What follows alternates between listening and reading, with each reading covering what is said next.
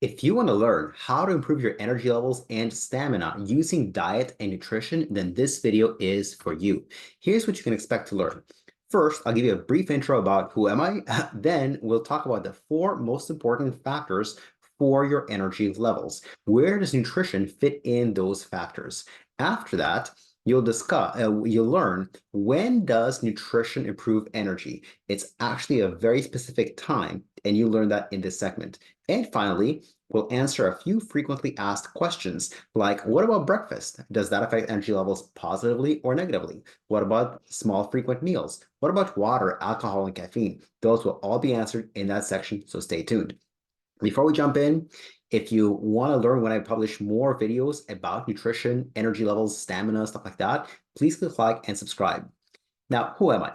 My name is Igor. I'm the CEO of a personal training company, of an online personal training company called FitnessSolutionsPlus. As well, I am the author of 12 books on exercise and nutrition, including 4 Amazon bestsellers on things like osteoporosis, type 2 diabetes, high blood pressure, menopause, intermittent fasting, and more.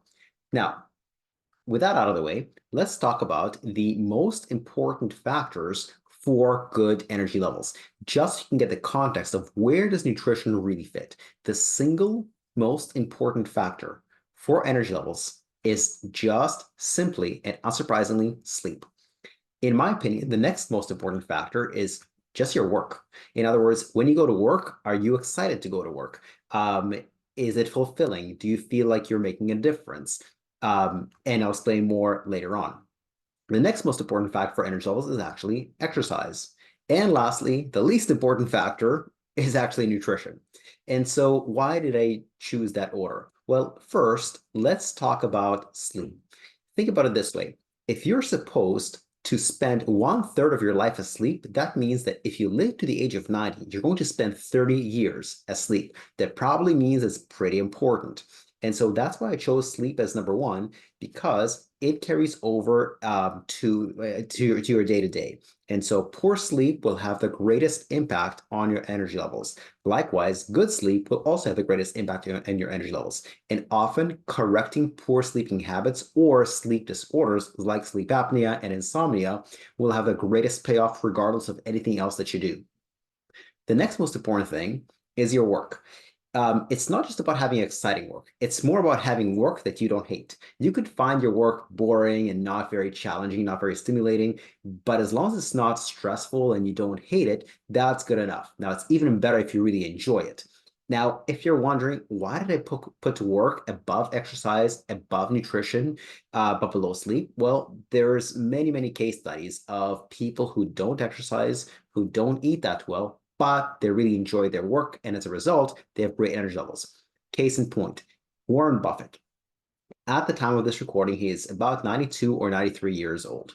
He doesn't really eat vegetables, he doesn't exercise, and yet sharp as a tack. In fact, I don't know if you've heard about the Warren Buffett diet, but he eats potato chips and a Coca-Cola for breakfast. Not exactly a healthy diet, and yet sharp as a tack and in his early 90s right now.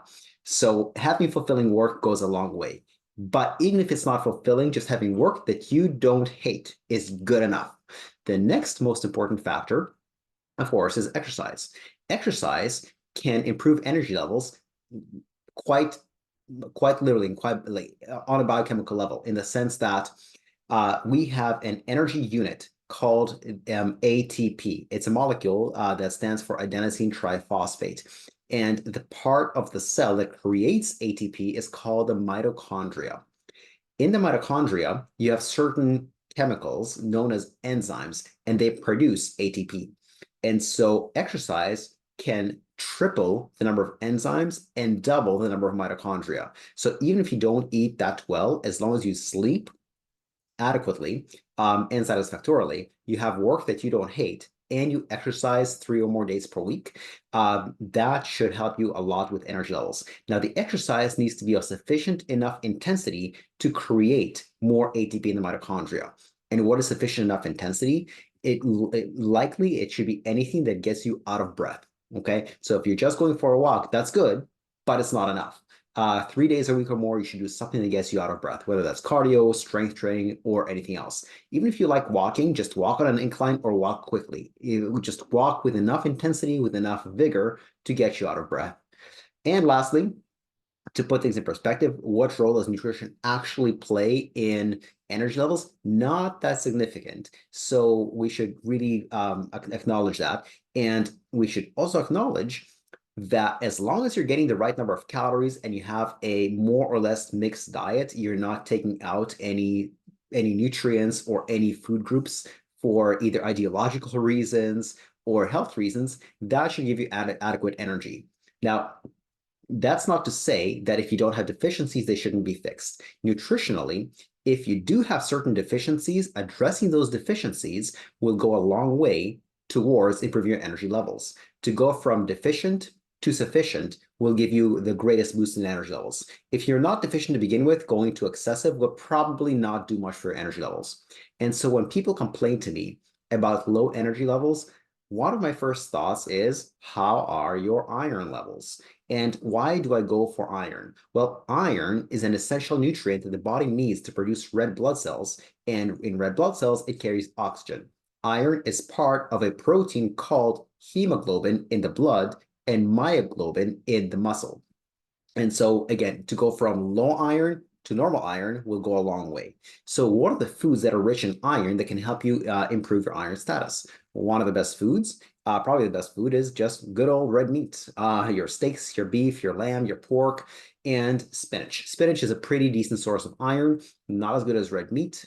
Furthermore, there are two types of iron called heme iron and non-heme iron. Heme iron comes from the word well, it's the root for the word hemoglobin, hematology, that means blood. So it comes from the flesh of animals, and it's very well absorbed, and it actually raises blood levels of iron pretty well. Spinach and vegetables in general have something called non-heme iron. It's still iron, it'll still raise your blood levels of iron, just not to the same extent and not as well as heme iron. The other nutrient that I think about when somebody complains about low energy levels is vitamin B12. Like iron, it's important for the production of red blood cells, and it's important for the metabolism of different nutrients, carbohydrates, proteins, and fats. And that's why when you have low B12 levels, that can cause low energy levels. And so what are some foods that are rich in vitamin B12? The three best sources are liver of any animal, whether that's sheep or lamb or beef, etc., dairy, as well as oysters and clams. Those are some of your best bets when it comes to B12. The last thing that I think about when somebody complains about low energy levels is hypothyroidism. The thyroid is a butterfly-shaped gland that sits in front of the windpipe, and what it does is it gives you energy. It's like the gas pedal in your metabolism. And so if you have hypothyroidism or something called subclinical hypothyroidism, where it's not perfect, but it's not so bad that it's an outright disease. So if you have hypothyroidism, everything slows down, including your energy levels. So from a nutrition perspective, addressing things like a low iron, low B12, and hypothyroidism will go a long way. However, if your levels of iron, B12, and thyroid are normal, there's probably not that much you can do from a nutritional perspective to improve your energy levels. I would look at other opportunities like your sleep, your exercise, and your work. Now, let's address some frequently asked questions. What about breakfast? Does breakfast improve energy or not? And so there are good arguments on both sides of the table. On the one hand, the argument for breakfast is that, well, breakfast is food. Food contains calories. Calories are a measurement of energy. So from that perspective, it could give you energy. On the other hand, there's also a good argument that breakfast does not give you energy and might actually deplete you of energy. And that argument from the intermittent fasting community is that during the morning, your cortisol levels are high, and that's because cortisol is mobilizing blood sugar. If you have breakfast, you suppress, you decrease you decrease the cortisol, and as a result, you decrease your energy levels. And so breakfast could give energy, could not give energy. If you really want to know, experiment for yourself and find out how you feel.